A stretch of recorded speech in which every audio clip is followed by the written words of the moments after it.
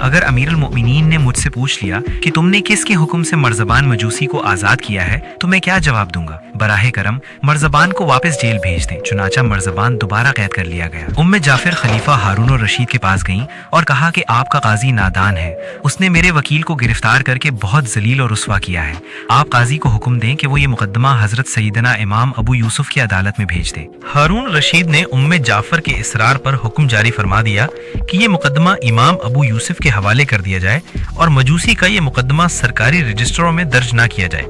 جب قاضی حفص بن غیاث کو معلوم ہوا کہ خلیفہ نے یہ حکم جاری کیا ہے اور قاصد میرے پاس پہنچنے ہی والا ہے تو فوراً عدالت گئے اور اس مجوسی کے خلاف تمام ریکارڈ سرکاری کاغذات میں درج کرنے لگے۔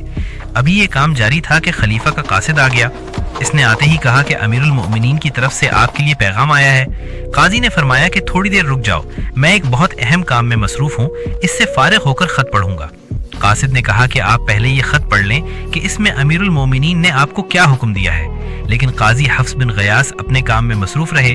جب تمام ریکارڈ سرکاری کاغذات میں درج کر دیے تو قاصد سے خط لے کر پڑھا اور کہا کہ امیر المومنین کو میرا سلام کہنا اور عرض کرنا کہ آپ کا خط پڑھنے سے پہلے ہی میں تمام ریکارڈ درج کر چکا تھا۔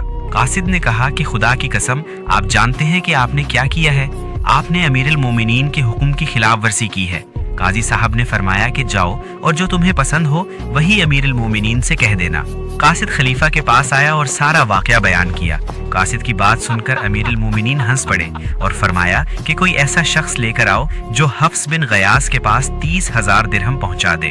پیغام ملتے ہی یحییٰ بن خالد حاضر ہوا اور رقم لے کر قاضی حفص بن غیاث کے پاس پہنچا۔ آپ عدالت سے واپس آ رہے تھے۔ یحییٰ بن خالد نے کہا کہ قاضی صاحب آج تو تم نے امیر المومنین کو خوش کر دیا ہے اور انہوں نے تمہارے لیے 30,000 درہم بھجوائے ہیں۔ آخر تم نے ایسا کون سا عمل کیا ہے؟ قاضی صاحب نے کہا کہ اللہ تعالیٰ امیر المومنین کی خوشیاں دوبالا کرے اور ان کی حفاظت فرمائے، میں نے تو روزانہ کے معمولات سے زیادہ کوئی کام نہیں کیا۔ یحییٰ بن خالد نے کہا کہ ذرا سوچو، تم نے ضرور کوئی خاص کام کیا ہے۔ قاضی صاحب نے غور و فکر کر کے کہا کہ اور تو کچھ خاص کام نہیں کیا، ہاں اتنا ضرور ہے کہ آج میں نے ایک مجوسی کے خلاف سرکاری کاغذات میں یہ ریکارڈ درج کیا ہے کہ اس نے ناحق ایک خراسانی کی رقم دبائی ہوئی تھی۔ یحییٰ بن خالد نے کہا کہ بس تیرے اسی کام نے امیر المومنین کو خوش کیا ہے۔ یہ سن کر قاضی صاحب نے اللہ رب العزت کا شکر ادا کیا۔